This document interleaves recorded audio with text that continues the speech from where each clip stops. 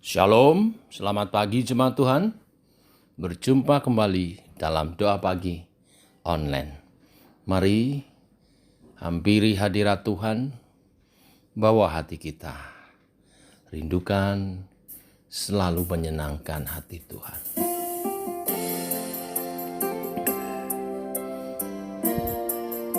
Minta pimpinan Roh Kudus, bagaimana hidup menyenangkan hati Tuhan. Tuhan, ku mau menyenangkan-Mu.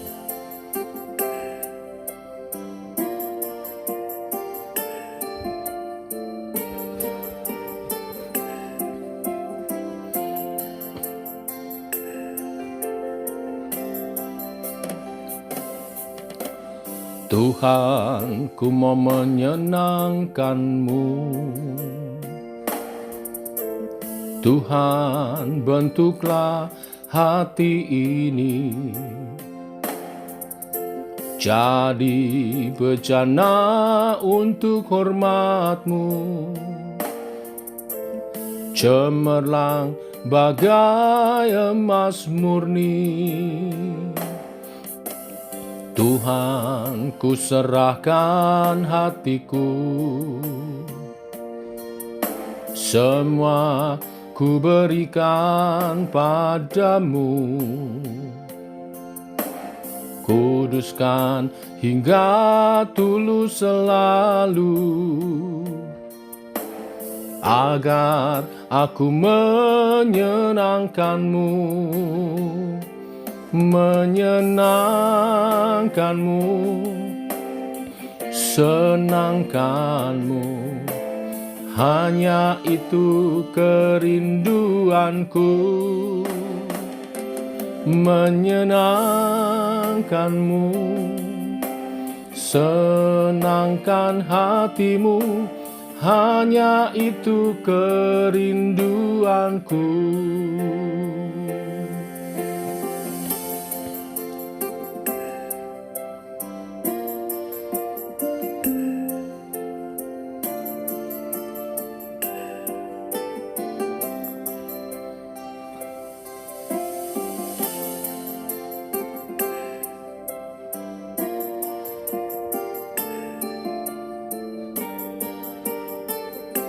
Tuhan, ku serahkan hatiku.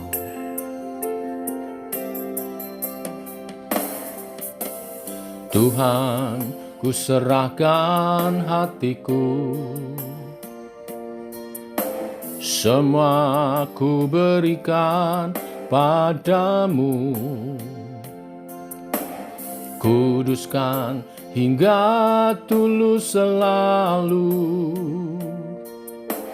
agar aku menyenangkan-Mu, menyenangkan-Mu, senangkan-Mu. Hanya itu kerinduanku, menyenangkan-Mu, senangkan hatimu. Hanya itu kerinduanku, hanya itu kerinduanku.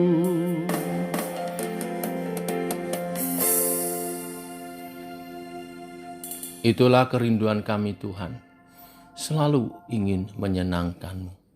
Bimbing oleh kebenaran firman yang sebentar kami renungkan bersama.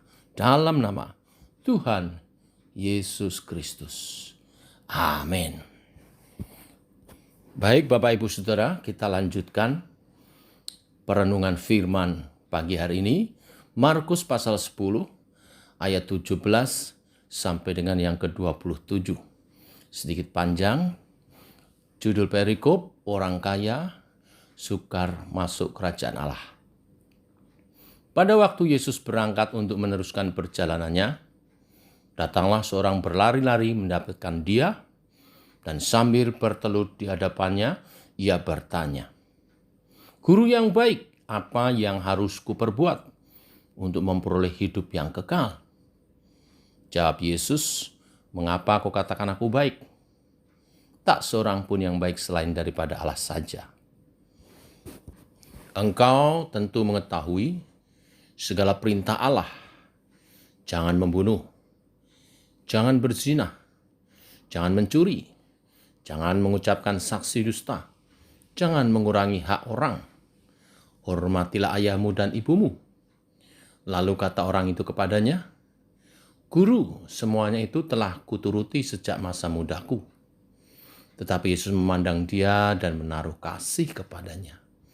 Lalu berkata kepadanya, hanya satu lagi kekuranganmu. Pergilah, jualah apa yang kau miliki dan berikanlah itu kepada orang-orang miskin. Maka engkau akan memperoleh harta di surga. Kemudian datanglah kemari dan ikutlah aku. Mendengar perkataan itu, ia menjadi kecewa, lalu pergi dengan sedih, sebab banyak hartanya. Lalu Yesus memandang murid-muridnya di sekelilingnya dan berkata kepada mereka, alangkah sukarnya orang yang beruang masuk ke dalam kerajaan Allah. Murid-muridnya tercengang mendengar perkataannya itu. Tetapi Yesus menyambung lagi, anak-anakku, alangkah sukarnya masuk ke dalam kerajaan Allah. Lebih mudah seekor onta melewati lubang jarum daripada seorang kaya masuk ke dalam kerajaan Allah. Mereka makin gempar dan berkata seorang kepada yang lain, jika demikian siapakah yang dapat diselamatkan? Yesus memandang mereka dan berkata, bagi manusia hal itu tidak mungkin, tetapi bukan demikian bagi Allah. Sebab segala sesuatu adalah mungkin bagi Allah. Amin. Bapak, Ibu, saudara sekalian, perikop yang kita baca tadi tidak bermaksud sinis terhadap kekayaan atau kepada orang kaya. Orang Yahudi pada zaman Tuhan Yesus menganggap diri mereka layak untuk masuk kerajaan surga karena satu, mereka merasa adalah keturunan Abraham. Yang kedua, mereka telah menjalankan hukum Taurat. Seorang datang kepada Tuhan untuk mengkonfirmasi akan hal itu. Bahwa ia sudah melakukan perintah-perintah Allah sejak ia menjalani bar mitzvah. Apa itu? Yaitu seorang Yahudi, seorang yang muda yang secara resmi telah menyelesaikan atau menjalankan perintah-perintah daripada firman Tuhan, hukum-hukum Tuhan. Ya, kalau zaman sekarang sudah naik CD kalau di gereja Protestan, atau sudah menyelesaikan katekisasi. Ia berlari-lari datang kepada Tuhan Yesus dan berkata, Guru yang baik, apa yang harus kuperbuat untuk memperoleh hidup yang kekal? Sebelum menjawab pertanyaan ini, Tuhan Yesus mempertanyakan gelar baik yang digunakan. Mengapa kau katakan aku baik? Tak seorang pun yang baik selain daripada Allah saja. Apa maksud ucapan Tuhan itu? Jawabnya, tak seorang pun 100% baik seperti Allah. Tetapi manusia itu dapat dikatakan baik sepanjang mereka memancarkan kebaikan Allah. Sekaligus juga Yesus ingin mengisyaratkan apa yang disampaikan anak muda itu betul, dia baik karena dia adalah Allah, Tuhan sendiri. Tuhan Yesus menjawab orang muda itu, hanya satu lagi kekuranganmu. Pergilah, jualah apa yang kau miliki dan berikanlah itu kepada orang-orang miskin. Maka engkau akan peroleh harta di surga. Kemudian datanglah kemari dan ikutlah aku. Kalau kita mendapatkan pertanyaan yang sama daripada Tuhan, bagaimana respon kita? Akankah kita menjual seluruh harta kita lalu mengikuti Dia? Atau pergi dengan sedih seperti orang itu? Melalui perintah di atas, Tuhan Yesus hendak menunjukkan siapakah yang menjadi prioritas hidup seseorang. Apakah kita benar-benar mencari kerajaan Allah, mencari hidup kekal, atau mencari dan mengumpulkan harta dunia?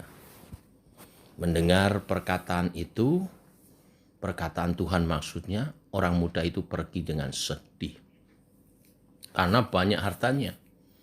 Pengorbanan ini terlalu besar baginya. Kejadian ini menunjukkan sifat yang radikal dari pola pemuritan Tuhan Yesus. Dalam memanggil seseorang, Yesus menuntut prioritas untuk memberi hidup kepada Tuhan. Kemudian Tuhan Yesus menggunakan kata-kata yang mengejutkan, alangkah sukarnya masuk ke dalam kerajaan Allah. Lebih mudah seekor unta melewati lubang jarum daripada seorang kaya masuk ke dalam kerajaan Allah. Lubang jarum di sini Bapak Ibu Saudara adalah sebutan atau istilah sebuah pintu kecil di pintu gerbang kota Yerusalem. Di samping pintu gerbang utama itu ada pintu kecil. Dibuka dan ditutup pada jam-jam tertentu. Jika seseorang akan memasuki kota Yerusalem pada saat pintu gerbang utama sudah tertutup, maka ia harus melalui pintu kecil yang disebut dengan istilah lubang jarum itu. Nah, biasanya pedagang-pedagang mengangkut barang dagangnya dengan unta.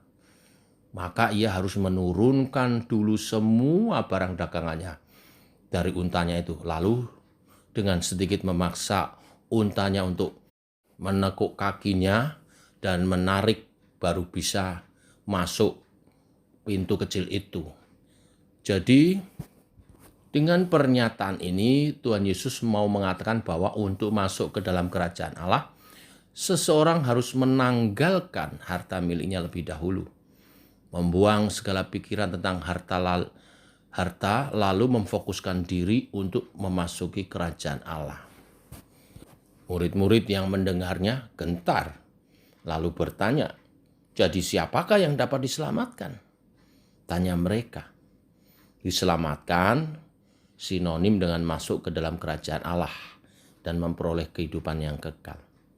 Orang yang telah melaksanakan perintah Allah saja seperti pemuda ini tidak bisa masuk kerajaan Allah. Murid-murid Yesus bukanlah orang kaya. Petrus yang mewakili teman-teman mengatakan, kami ini telah meninggalkan segala sesuatu dan mengikut Engkau.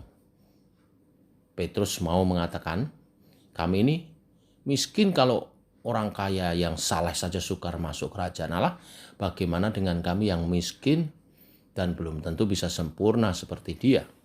Betapa ketatnya syarat-syarat memasuki kerajaan Allah itu. Tuhan Yesus menerangkan sebab segala sesuatu adalah mungkin bagi Allah.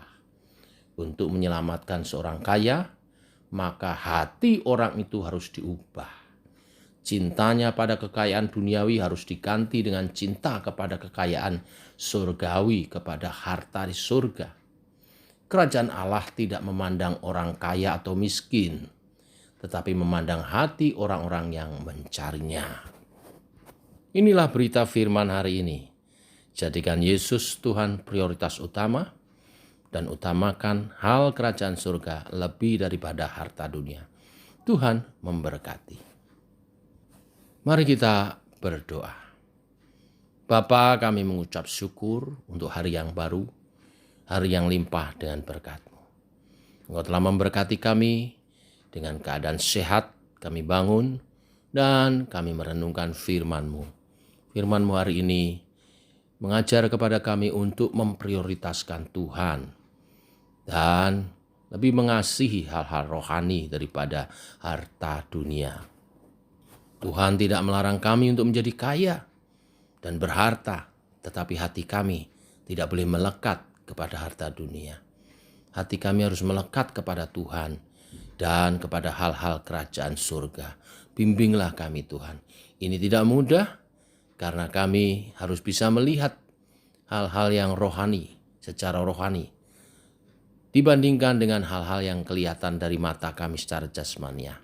Tuhan tolong kami, Roh Kudus bimbing kami. Hari ini secara khusus kami berdoa untuk usaha pekerjaan setiap umat-Mu.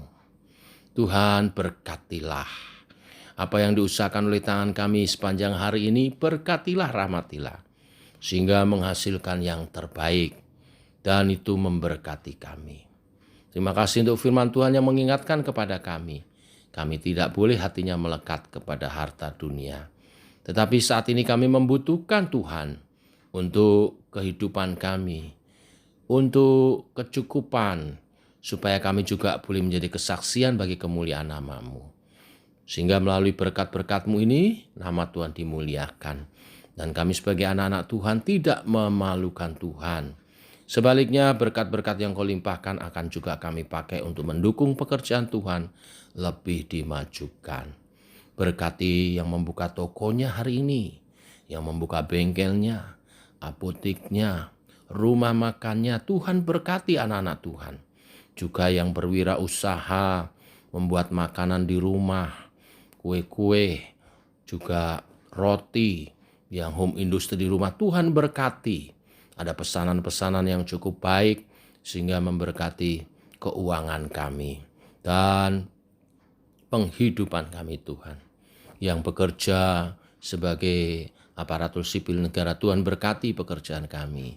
Yang bekerja di kantor-kantor, Tuhan berkati. Yaitu di kantor swasta, di bank-bank, di rumah sakit, Tuhan memberkati apa yang kami kerjakan. Buat menjadi berhasil sehingga membawa karir kami lebih baik. Dan perusahaan yang kami ikuti juga diberkati atas kehadiran kami. Yang belum memiliki pekerjaan, Tuhan sediakan, beri pekerjaan, sehingga kami boleh berkarya. Yang bekerja di jalan sebagai ojek, sebagai driver, baik secara online maupun langsung di perusahaan-perusahaan, Tuhan berkati, sehingga kami juga bekerja dengan baik. Jaga lindungi setiap kali di perjalanan, jauhkan dari mara bahaya, kecelakaan apapun. Tangan Tuhan menyertai, melindungi. Yang Tuhan percayakan untuk mengelola usaha, perusahaan-perusahaan, Tuhan berkati. Yang diikuti karyawan-karyawan, Tuhan berkati, supaya perusahaan kami maju, dan itu mensejahterakan banyak orang yang mengikut kepada kami. Yang punya pabrik, yang punya perusahaan baik itu koperasi maupun juga perusahaan kontraktor, Tuhan berkati. Yang berjual beli mobil, showroom Tuhan berkati. Juga yang berladang bertani Tuhan berkati. Yang beternak Tuhan juga berkati. Demikian setiap usaha, pekerjaan dari umat-Mu, kami menyerahkannya ke dalam tangan Tuhan. Berkatilah sehingga semua tercukupi bahkan berkelimpahan untuk mendukung pekerjaan Tuhan, untuk memuliakan nama-Mu Tuhan. Burung di udara Tuhan pelihara, bunga bakung di padang Tuhan hiasi. Demikian setiap anak Tuhan dicukupkan oleh Tuhan, bahkan dilimpahkan berkat-berkat-Nya. Nama-Mu dimuliakan. Demikian doa kami dalam nama Tuhan Yesus kami naikkan. Amin. Demikian saudara berkat doa pagi kita. Selamat pagi, selamat berjalan bersama dengan Tuhan. Shalom.